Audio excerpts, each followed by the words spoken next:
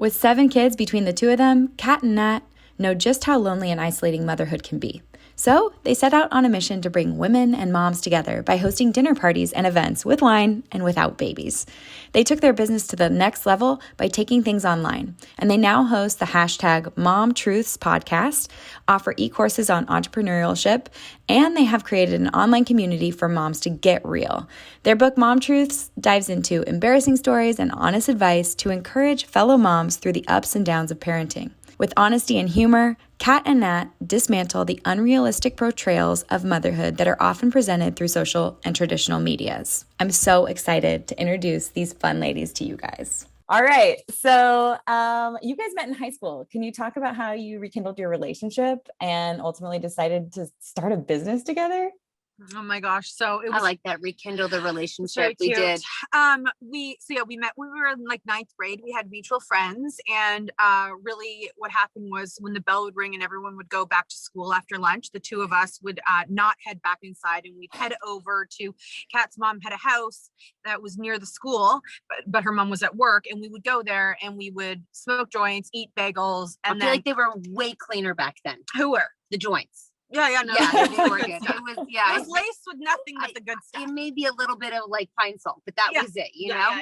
Yeah. So we would do that, and we just we sort of like had that sort of like connection where we're like, I don't really fit into going to this classroom. I mean, I'm enrolled there, but I don't want to go there. So there was that. And then in our 20s, we'd like run into each other at a bar somewhere. Like, oh, hey, nice to see you. I was on the bar. She, it was like, there's that girl on the bar. Yeah. And then we were the first of all of our friends to have babies. Which, and can I stop you? Because that's kind of crazy, being like the fun party girls that like, all of a sudden you're settled down and having kids first. Yeah, unexpected. I know. But you know what? It's like we lived so hard from like 7th grade till like it's 20, like, I guess like 22. Like we lived so hard. Remember the drinking age in Canada starts 13. Is like 18. Okay. So it in some parts of Canada it's 18, and then everyone it's 19. But like the experience of alcohol, I feel like in Canada starts younger because at 18, everything is legal. So there's a lot of, 16, 17-year-olds who are very versed in the market. So because 21's a really big jump from 18 and 19, So I think we grew up in the city where people didn't drive. So like we would all take public transit everywhere. So like we were just out there because when people would go to university and then they'd run into people who lived like outside the cities and where they had to drive cars and all of that. They were like, it was like their first time out. We were like, oh, we've done we're enough, tired. Like keg stands and shots. Like so we were ready to settle down. Like we got out there, let me tell you. Yeah, not just at the bars, everywhere. So when we knew we wanted to be moms, that was like a natural thing inside of us. I guess we were just so like, we were tired of partying, and we found our forever men. And so we found it, forever. Well, I mean, forever is a long time. At the time, you're young and you think it's all forever.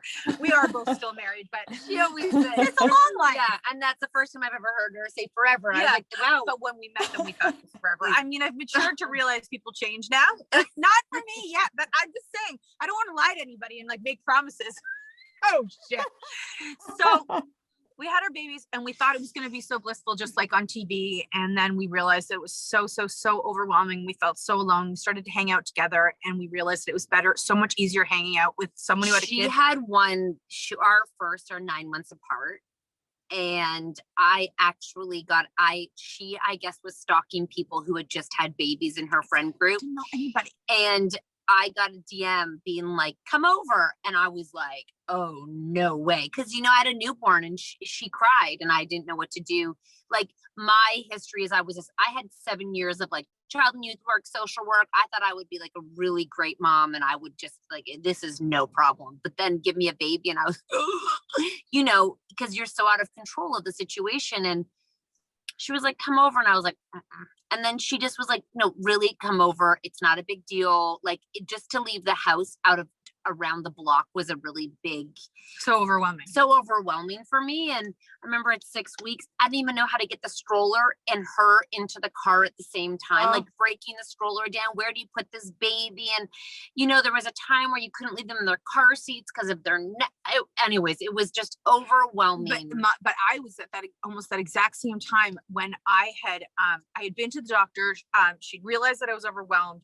I got a prescription for postpartum anxiety, depression, whatever. And my doctor was like, you have to go out and hang out with moms. She wrote down all these places I was supposed to go to these mom groups. And I was like, I can't also handle meeting new people. So I was like, someone I already know, she can come to my house. Yeah. I'll tell my doctor I'm doing the work. And then we just never left each other. Wait, can we break some of this down? I love that your doctor actually told you to connect with other moms, because I feel like, and you guys just mentioned it, the loneliness factor of being a new mom and the overwhelm of like learning how to do things for the first time. Like I remember it took me, I think 6 weeks to figure out how to use one of those Solly wraps to put my baby in. Yes. And then the minute you do it, you're like, this is the greatest thing ever. I have 2 hands again. But the whole, like, am I doing it right? Are they comfortable? Are they breathing? Am I suffocating them between my boobs? Like, what's happening? And there's so many of those kind of products and things in like feeding and, you know, nursing and bottles and formula and sleeping and all of that. And it's like, sometimes like the one person you have like a mom close to you, turn to your mom, but so many of the things have changed so much since when they had us that it's sort of like no longer relevant anymore. They're like, put the bumpers on your cribs and put all the toys and blankets. Gosh, give your baby a pillow. We're like, we're not allowed to do any of that. Like you need someone who's going through it. My doctor was like, literally a prescription, go and hang out with moms who have babies like you. I love it. And so tell me about it. Like you guys started hanging out and I mean, obviously you're fire together, but like, let's talk about how that helped each other and how you guys got through the loneliness. I hated hours in the day. I remember looking at the clock being like, I think there's this really big myth in motherhood that your baby comes out. A lot of people show this overwhelming love and joy of being a mom for the first time. And for me, I loved her, but I didn't know her in the way, it's like you have to get to know this person in your life. And it was like, I would do anything for you, but I don't really know you. And I don't really you're not doing much for me. Like, you know what I mean? like this is like going to the growth. Like, it's like all of a sudden, everything you ever knew of your freedom is gone and you have to keep someone alive and they're very volatile. So volatile. And crying panicked me and made me feel like my brain was rattling. And when you can't fix it, which often you can't because babies cry, you are in a really bad position where there's nothing to do but to analyze this baby. Mm-hmm. There's nothing to do because leaving is too hard and staying home is too hard. So it's like this really weird, I don't know, pendulum. And so when she got me to go to her house, at the beginning, it was a chunk of time that I wasn't alone, because I remember you go from this person, your husband, who is your friend and your partner and the person you live life with, to needing them to give you a break. Like their role changes. And when they leave, you're like,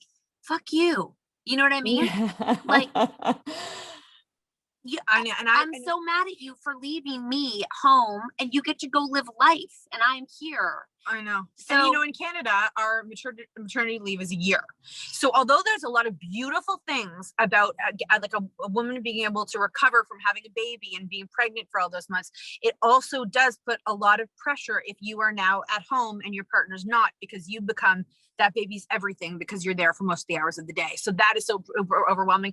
And he's at work and I'm like, when are you home? He's like, it's 10 in the morning. I'm like, God, what time are you home at? And she didn't nap for the first 6 months, didn't sleep for the first. I remember meeting him at the subway station just because I couldn't take another minute alone. And he'd be like, on my way home, I'd be like, but exactly where are you? So I can find out exactly how many minutes till I can walk the baby through the park to the subway station and meet you, so I am no longer alone. And now that you're home, I don't want you to do anything. And actually, you're kind of annoying me, but don't leave tomorrow morning, you know? Yeah. So it was like, it filled a void of, it was like you got to talk to a person and normalize what you are going through and kind of like have honest conversations between stumbling along. And with you could, someone who actually gets what's going on in your body, your brain, and your baby. So we literally had a play date and never left. Our first play never left. Want to do it again? Is like, want to do it again tomorrow? What about tomorrow? And we're like, why would we ever not do it? Because then we'll just wish we were doing it. So let's just do it.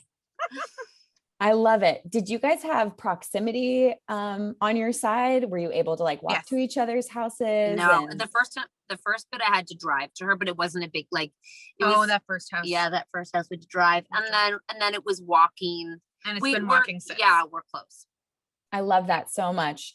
Well, I think community makes such a big difference, especially when you're raising kids, because you don't know what you're doing. And I think when people say that they know what they're doing, or they think you're figuring it out along the way. And I think that's what you guys have shown online so well. And in your new book, Mom Truths, are sharing. So can you kind of go through some of the mom truths that new moms maybe won't expect, but are truths that you guys have lived? Well, one that we speak of is it's really, I would say it was the moment when we knew we were each other's people.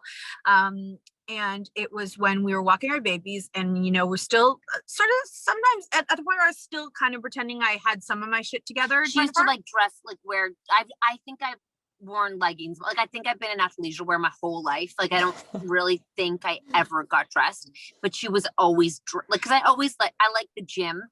Anyways, that's a whole different story, but she was always dressed like, and that was, like blouses. You know what I mean? That was 100% one of my coping mechanisms. Do you know what I'm saying? Like, if I put myself together, the world would see, and people always said to me, like, you look so great after you had your first, you know, when after it's my first day, you look so great. How do you have all yourself together? That was part of my coping. Hearing people say that made me at least feel like I had my shit together, because on the inside, I was completely falling apart. So doing all that, it's like, it made me feel better. But the reality was, I was like, there was so much going on. And so when I was finally able to tell someone, and one of the mom truths was that none of my friends had babies. They were all still in their relationships. Most people weren't married, and the sex life was still like going and amazing. And I was like, my sex drive is like, I don't care that we reached the 6 weeks and we can now have sex. I mean, I did it, but I didn't really want to. It is nowhere in my mind thinking about the next time we go and bump nasties. I was just like, I don't ever want to. So I told her I was nervous, and her reaction, like, she thought she was getting a divorce. And I was like, oh no. She was so casual. She's like, oh my God, me neither. And I'm like, what? Are you serious? Like I waited 6 months to have sex, not 6 weeks, like 6 months, you know, something just came out of there. Nothing is going in for a long time. It's just transitioned from an out hole to from an in hole to an out hole. And we're just going to shut that down till exactly. But it was those little conversations that we realized that, like, when we had with each other, it made such a difference in your overall, like, ideas of yourself, your marriage, your parenting. And actually that's a lot of what ignited what made us want to start a business. Although we didn't really have a huge plan, we knew that there was something missing, where women needed to come together to be able to have the conversations we were having without children crying in their arms. So we started literally as like an event club in the city, in cool restaurants with wine, sometimes expert speakers, because women need an excuse to take time for herself. And we would bring women together to have the conversations that the two of us were having alone, that other people were dying for. Like, when women go back to work, a lot of them would go back to work earlier after a year, and we were still home. All they wanted to do was come and hang out with us. Like, we had to make a fake music class in my living room because people needed to talk. Remember, your babies, your oldest is what, 2 or 3? He's 2.5. He's 2.5. So ours are 11 now. 11, almost 12. And like 12 years ago, when you had a baby and went back to work, there was this thing where, like, you were not allowed to talk about your children at dinner. Like, when you went out for dinner, children were like not interesting. It was like a tab. Like, it was. I remember thinking, like, oh my God, she's not going to talk about her baby, is she? Yeah, it was something that was. But then all the women would kind of sit at one end, and after 3 drinks, it was like, oh my, everybody's crying. You know, like, crying. This is hard. Like, at first you're talking about like real life, like not real life, and then all of a sudden the drinks start coming and the real words start pouring out. And we were like, I think it's really important that these women have so much weighing on them that they need to get off of, that they feel like they can't talk to their partner about, because he doesn't really get it always, but they have no time to get together and just talk. Yeah. Right. You're going through it and you want to be able to say like, this is hard. How do I get through this? And there's not a safe space for it. So you created that. Yes. And it's so therapeutic when you say it out loud and someone goes, totally, me too. I thought I was the only one. Like, it sounds so like you've heard that before, but like even postpartum depression wasn't talked about. It was like a taboo, like secret, topic. And in the past 10 years, it's no longer like this hidden monster. It's like almost all of us go through some form of postpartum, but we go through postpartum because our hormones are crashing through the roof. Yeah. And of course it's natural to feel a myriad of feelings. That's normal. That's okay. I didn't talk about it a lot. I remember for a long time, we were like, if we talked about it, it would be really helpful. I didn't want to talk about it personally because I thought I didn't want people to feel bad for me. And I didn't want people to think that, and this is, I mean, we've learned so much, but I didn't want people to think that I was like weak, that I needed, oh, she couldn't handle it. I'm over here putting on my pearls and my blouses. I don't want people to think that I'm crying when I'm inside my house. So yeah. And just the more the moms were talking, the more they just felt like, oh, like a weight off their shoulders. I love that. So what were some of the topics that you guys discussed at these like mom wine nights where you had speakers? So many good ones. It was like a lot. It was sex. It was, she made us feel great. Unexpectedly, I thought that she was going to be like, girls, you need to up your game. You need to like be sexier in bed to make your relationship last. But a sex expert knows better than that and told us how to feel like, to like be okay with who you are, where your partner's at. There's no like amount of days you're supposed to have sex in a week to be normal. Like it was a lot of that. Who else? Like just a lot of, what we've realized is we have a group, which is where moms can go in. It's a subscription base where we bring in the best experts for parenting, and we have all the topics on like it's basically from like 6 to teen, because we've realized as we've gotten older kids, it's also becoming taboo again. You can't talk about your teenager in a way, because it's their life. But as moms, we have no tools to learn how to have a positive relationship with these people who are becoming people. And as we're growing this group, we're realizing that moms are feeling lost again in the process, because you lose your identity because your children no longer need you like they needed you.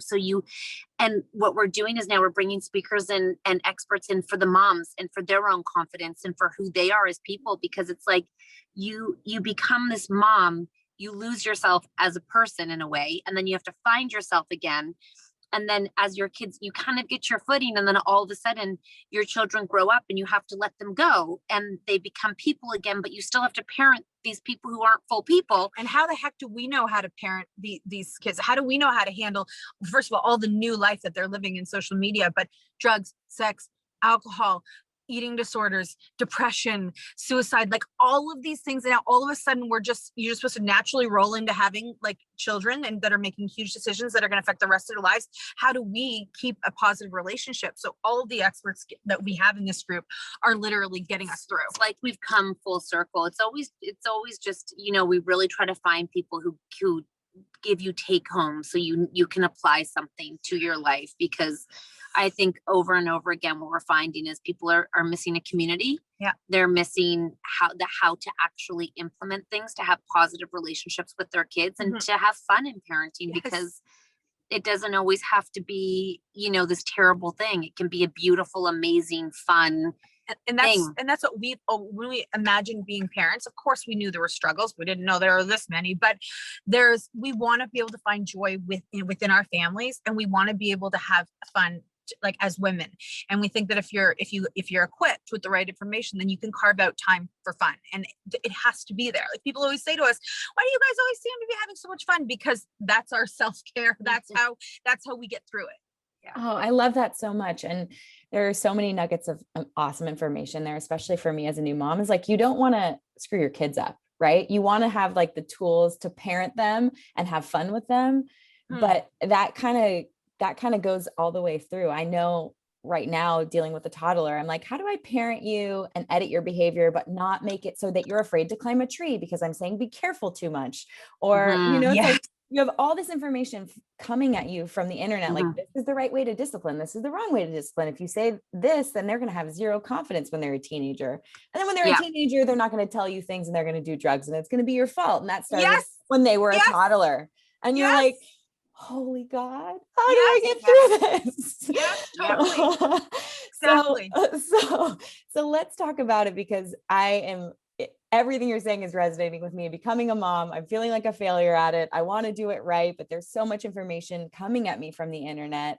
Like, what are some key parenting tips that you have, that you guys have learned through your group and through the experts you bring in, that you've used through their toddler years, those like early under 10 and now moving into teen? Let's break it up into I have a mind-blowing one for every parent out there, and I think that it's a really hard one, but parenting is not personal. So when you parent your child, their behavior is not a direct attack against you. Like, whether it's when they're a teenager and they're acting out, that's not nothing you're doing. It's not a reflection. When your toddler's having a tantrum, they're not trying to make you mad. They're trying to find their own boundaries.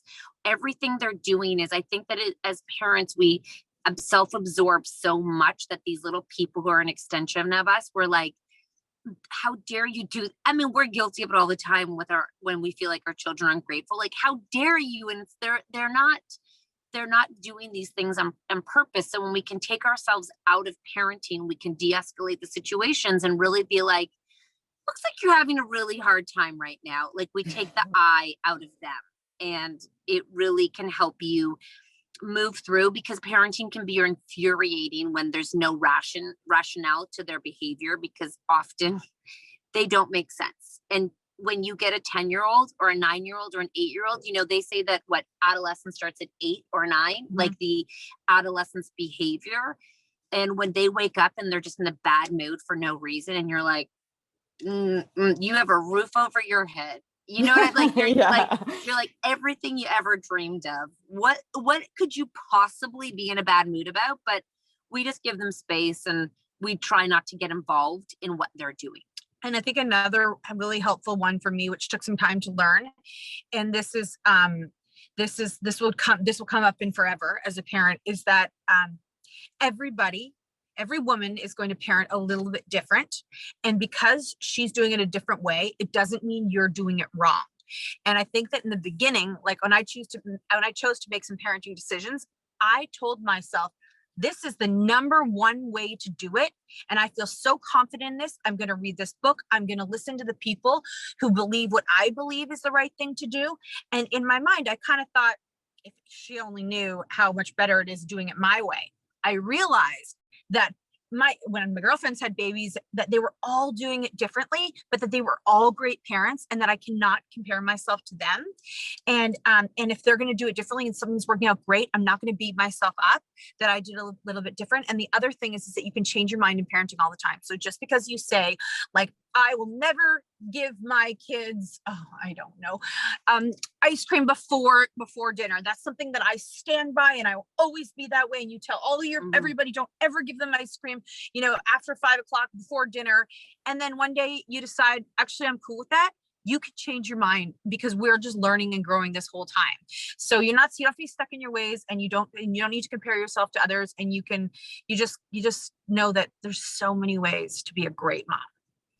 I love that so much, because I even see that with my clients when it comes to food. When they marry their like food lifestyle, I'm vegan, I'm carnivore, I'm paleo, I'm this or I'm that. And you're like, that's giving you no room to grow. If you decide to change your mind and you've associated yourself so strongly with this belief system, like, how will you evolve? Like, how will you be able to stand up confidently and say, like, I want to change my mind, and that's okay.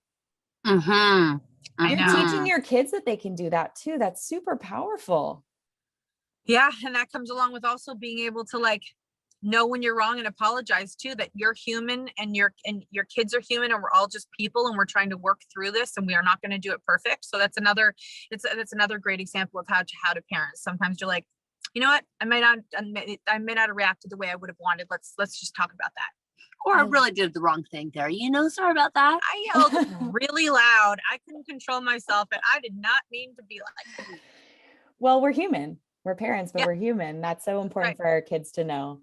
How are you guys parenting? Are you parenting in the moment? Do you have like special like rituals in your house where you are making space for conversation with your kids?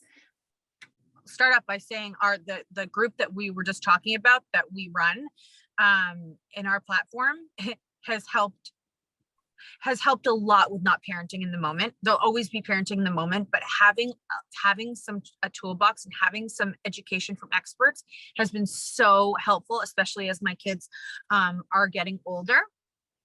I think that there's just some fundamental things that we know that we want our houses to be like. We know we want to make sure there's always room for fun and to make memories of fun times and to carve out those things, even when it feels like your schedule is totally full. Outdoor time is mandatory in my house every day. They're just better people when they're outside. Like they are literally better people. We're really working on not micromanaging at the moment. They all, like when you have multiple of them, they all begin to manage. You know, COVID's been really hard.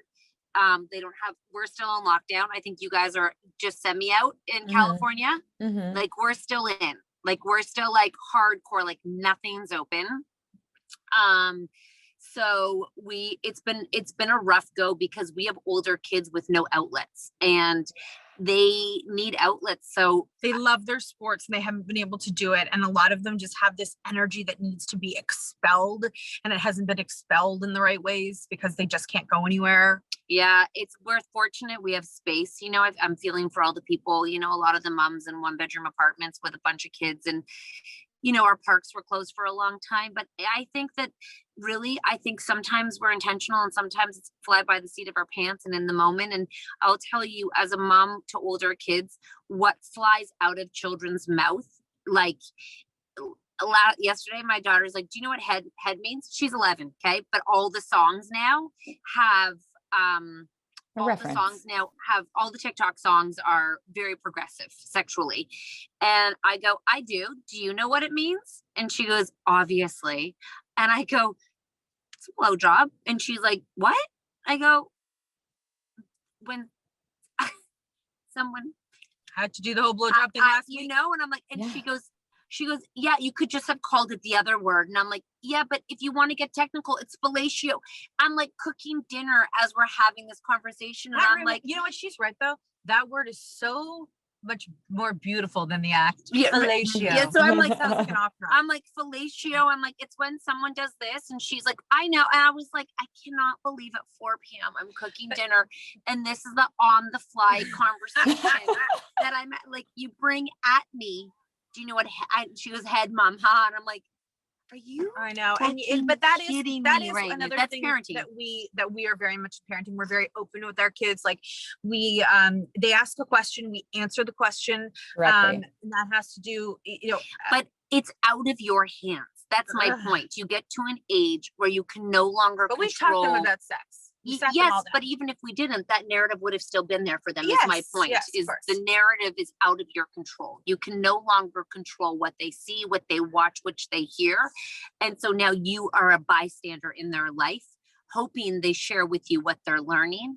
And you have to react like your reaction is what is the dictator of how much they will communicate to you. Yeah. Do you know what I mean? And maybe how they're going to feel on that topic. So it becomes this very tricky territory where your facial expressions, your reactions, everything becomes so poignant and you have zero control over that conversation. My husband, during one conversation this weekend, he just couldn't take that little smirk off of his face because I guess he just couldn't believe that our son was asking these questions. But I knew in that moment I had to take it. I had his attention and I wanted him to get the information. So my husband just sort of like walked into the other room and started cleaning. I'm like, it's fine. I'm like, but just like, he collected himself and came back. But he was so shocked that we were going into this detail. And I think he thought it was like funny hearing me explain it so like matter of fact. And I was like, fuck up, babe, this is gonna happen. Yeah. I definitely want my children to come to me. I want them to talk to me. I want them to be open with me. I don't want them to feel judged by anything they want to learn or understand. Like, I think that just creates just a major gap and break between you and your child. And if they are becoming their own human and they want to learn, they're going to learn from someone else if they're not learning it from you.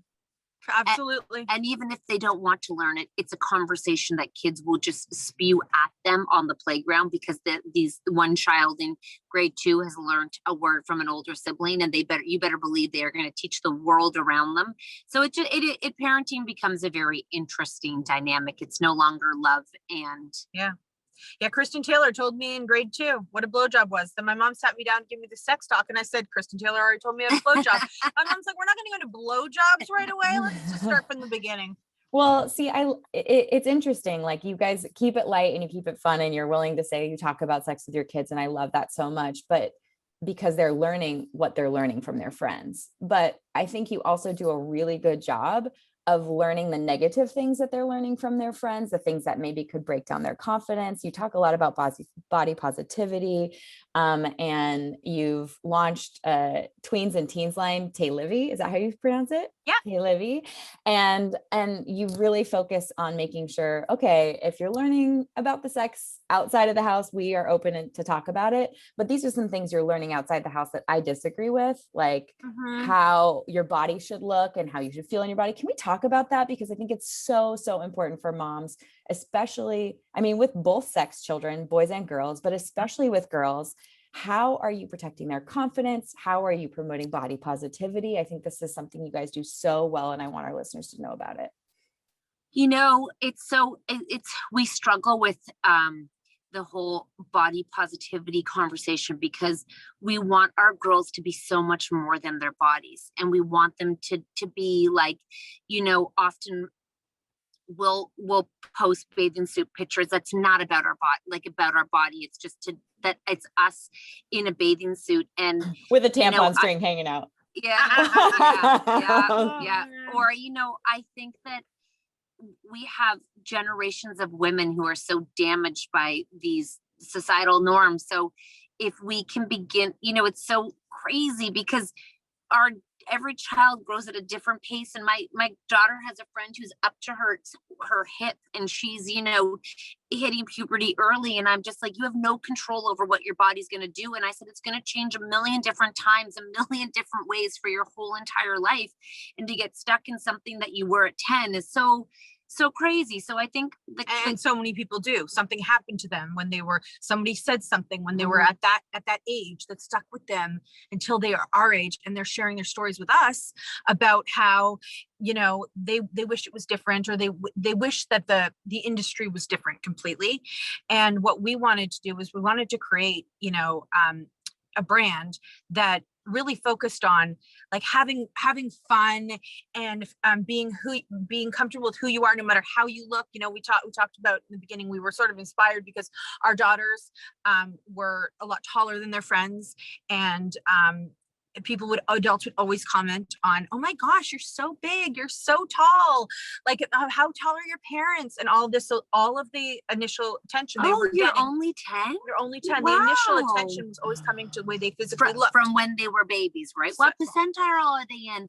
Well, they must be off the charts. They're so big. You know, it starts if you have a newborn, it starts at a newborn stage, and when it's a boy, it's positive. Yes. It's often like, wow, he's such a really big he's going to be an athlete, you know, and it's like, whoa, she's big for her age, eh? Yeah. Like, you'll see the tone in people's way they address them, and I'll walk down the street with my daughter, and, you know, people who I know but don't know will stop us because, you know, you don't see people for a long time in Canada because it's cold for a while. Like, they'll stop like, whoa, you're so big. And I'm like, thanks, Tips. Like, she's aware of her size based on the fact that she's the tallest in the class. And always has been. She doesn't need, and, you know, we walked the street one time and like 4 people made a comment in the same hour. And I'm just like, can we stop with commenting on the way the size of our, like, they're looking at you and not talking to you. They're talking to me about you. Yeah. And number 2,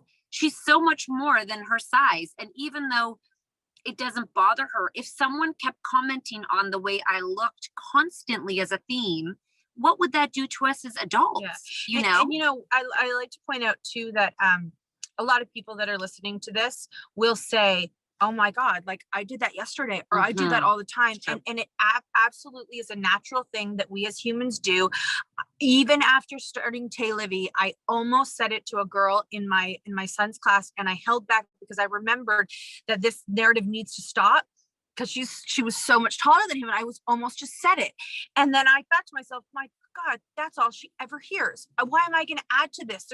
There's so much more to her. I'm sure that I could ask her something more interesting than how freaking tall she is. So if you're listening and you feel like you have done that, like, I mean, you're not a bad person. You're not trying to be negative when you're doing it, but we do need to really consider that conversation. We're just trying to make space for these younger girls, or, you know, whether you're a they or whatever space you're in, just for people to find room to move without, I feel like there's a tiny box around them, and you hit a certain age and this box becomes so small. And if you don't fit into, you know, a crop top and these baggy pants, you no longer fit into a place. So let's try to take these children that are so young out of this tiny box and let them move and grow and take this appearance off of them. And, you know, you change so much, and puberty's a bitch. Like, let's just call it what it is. It is a bitch and weird. It's a hard time with your friends and people comparing. And again, people wanting to put other people down because they're insecure about the way they're feeling. So we just really want to be able to create space for, you know, conversations about it, the way, you know, often educating people about the way we talk to girls, about, you know, how we can address them as people in terms of building their confidence. You know, I think that confidence takes a knock no matter what, because, you know, I have a 5-year-old who thinks she's the most beautiful being in the entire world. And clearly she may always be like that, actually, that one, but some of them, you know, you begin to look outwards, and that's natural. So it's just helping them understand that they're more than this one thing, and that bumps and bruises are okay. And that at the end of the day, who you are today is not who your journey is. So, you know, it's long, and let's not define them at 13 and 14 years old.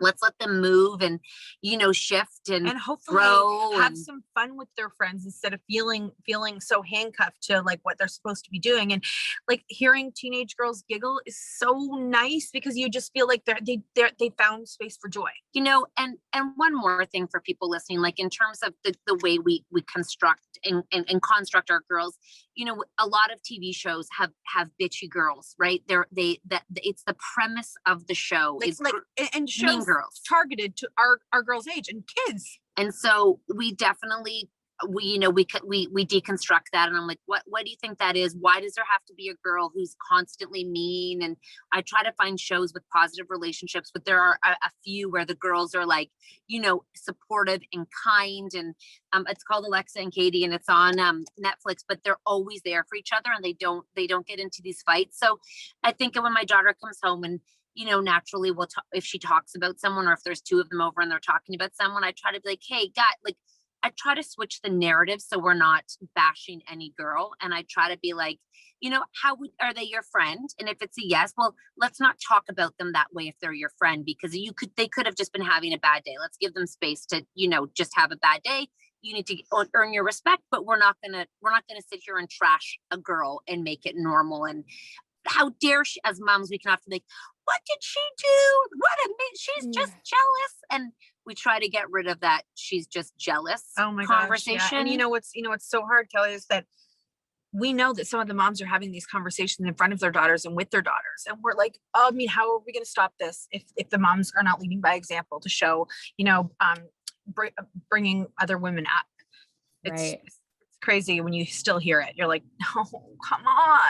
Right. The negativity exists in the home, in that like nuclear family unit. And I love that you're just giving your children's friends space to be human, right? To make mistakes, to learn, to grow. You guys are so growth oriented and positive and funny, which is always really fun because that's your joy. Yes. But the world can be a negative place, like, right? In other people's families with, you know, with online stuff, especially. Like, how are you guys dealing with the negativity that can come at you from like the online world and trolls? I would say to start off, what's so funny? Because you know, they announce things and then you go back, I'm unfollowing you. And then they keep messaging you and you're like, I thought you were "Girl, gone. we're like, what are you doing here still? You don't even like us." Like, we're like, what's going on? You need a hug? What's happening over there? We need to start out by saying, and this, which is completely I true. don't think we see the comments. No, I really think that for TikTok's whatever, pretty mean, apparently. My kids tell me. they're not that mean to us though. Okay, good. You know, it's like, for some reason, this community, I don't know, and I don't know how we kind of got so lucky in this way. I mean, I'm sure there's we reasons. Don't care. I guess you can't really hurt our feelings because we kind of we just believe in everything we say and do, and we apologize when we make mistakes. But we have such an amazing group of people that, like, the positive comments and the support so outweigh the very small amount of negative people, and we always look into why does someone feel the need to share their negativity, and it's often because they don't agree with something we're saying. And you know, and then we give them space we take time to give those people space to spew what they feel, and they'll continue. They're like, thank you for listening to me. And I'm like, sometimes just people feel very unheard. And sometimes they actually enlighten you on something you didn't know.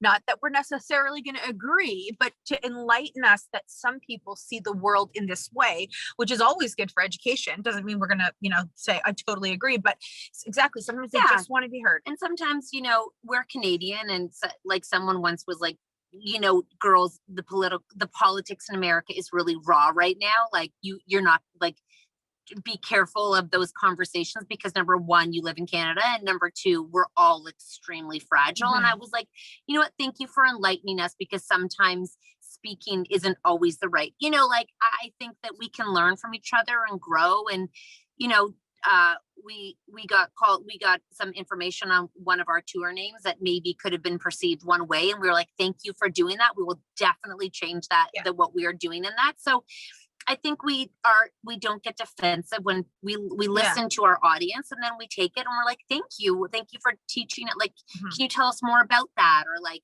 why do you think that? And then we weigh it as a team and we're like, bang on, let's change direction. We're not like, screw you don't, we just kind of, I don't know, we stay in our lane and we try to listen and give people space to talk back.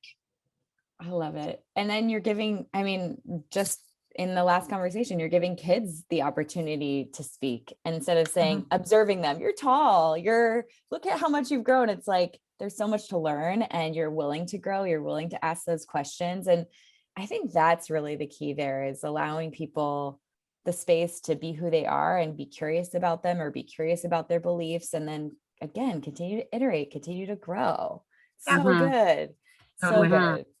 A couple other questions before we go today. There are a lot of moms out there that deal with anxiety and stress about, like, keeping up and doing everything, quote unquote, the right way. What has your guys' journey been with anxiety as moms, and how do you deal with it? It has eased over time. I know, I remember when I had smaller babies, because I had, I think there was like 4 of them under the age of 6, and it was a lot. It was a lot. And I remember moms that had older kids telling me that it will get better, but when I heard that, it meant nothing to me, because I didn't know how it would change and how it would feel, like, lighter or different. And I think when they said it would get easier, I think what they meant is it'll get different. And I wanted different because it was so overwhelming. But it really has, like, really feel like I've matured emotionally as a mom to be able to handle so much more. Of course, they're older, and I'm not worried about them, like, falling down the stairs every time or eating something that they can't chew. So that's that life and death kind of, like, eased up a little bit. But I think that experience brings confidence, and experience eases the load of anxiety. Like I said, I have been on like anti-anxiety medication my first baby, and then not on my second, not on my third, and then after my fourth. And that definitely helps me feel like on a more level playing field with people who aren't as, like, on edge. But another thing that, that really helps with anxiety, I think, is just having people around you, having like your friends around you, being able to express what's going on in your head instead of keeping it inside of your head. I get situational anxiety. Like, making dinner, I swear making meals gives me anxiety as a mom. Like I think like, and sometimes, I used to get I used to hate idle time, like 5 to 7 witching hour was like, Oh God. would give me just a feeling of like dread and anxiousness. And then, Because our babies would go to bed at 7. So that 5 to 7 was like, oh, and there's nothing to do and nowhere to go. And you're like trying to entertain them, but they're so tight, So I really do think that, anxiety comes and goes in different forms as a mom at different ages. And I hear that, when your kids get older, it can be about them, in relationships and, all of these things, but there's like anxiety to your core of day-to-day functioning. And then for me, I'm like, dinner is like the demise of my life. And I wish I could cook for her every night so she didn't have to feel that. When we go away together, we vacation together, we get homes together, and we bring our families together. And I love to cook, and the joy that it brings her. And she's so thankful. And my kids are so thankful. They're so thankful. They're the best. They're like, people to this cook is for. the best meal I've like often they're like, can we go to my daughter? I'm like, where do you want to go? She's like, Natalie's for dinner. And I'm like, oh God, I'm like, we're coming over for dinner. And the crazy thing is she's gotten so much better during like this pandemic, like trying new recipes and becoming such a better cook. But I guess it doesn't alleviate the feeling. I just don't like it. I don't like it. Feels very stressful to get everything out at the same time. Yeah. Like time rice and things and then on a plate and then something's ready before the other thing and then they eat like all the rice and then the broccoli. One sheet pan for you. One sheet pan. Like, and they're full and I'm like, but the rest of dinner is ready. And I'm like, oh, I need to let it go. I need to hire a chef. Yeah. It's the expectation that it all needs to come out at the same time. It's living up to those expectations that aren't your own and then feeling that anxiety. Very true. I'm just saying situational anxiety as a mom is very normal. My just so only issue with the timing, it's not usually like the actual meals. For me, it's frozen French fries. Frozen French fries never cook as fast as the other thing. Or macaroni and cheese. I can't do anything you have to measure or read instructions. Nothing prepackaged is not for Natalie. For me, it's bang on. I love it. Well, what about before we go, I want to know if there are any things that you guys are loving right now that are things that support your life. I know you mentioned a Netflix show for your girls that's positive. Any wine, snacks, ways that we can all have fun because you're all about the joy. All right. Well, okay, you got some for me? Yes. Well, Younger. Natalie's obsessed with Younger at the moment. I loved that show. I loved that show. And not only do I love that show, when we're talking about women being positive toward women, there's so much female camaraderie in that show. When you think about it, I was like, yeah, I like that a lot. It's such a female dominant cast. Yeah. So fun fact, Chris, Chris's like crush growing up was Hilary Duff. So he's willing to watch any of those shows with Hilary Duff. I love that. You know what? My husband is in, and when they went to that event where Hillary's character went and met her boyfriend's dad, and she's wearing this strapless dress, and I was like, she is just so pretty. I'm like, yes, she is. Yes, she is. But we like to look forward to things. That's something that sort of like drives us. We're not like planners, but we like to have something to look forward to. So right now we are talking with our team about getting back on tour September and October and December to throw the ultimate night out, which we've done before, and we can't wait to get back on the road. Other small things, the two of us get together and we drink wine. Yeah, on weekends we try to drink and we're trying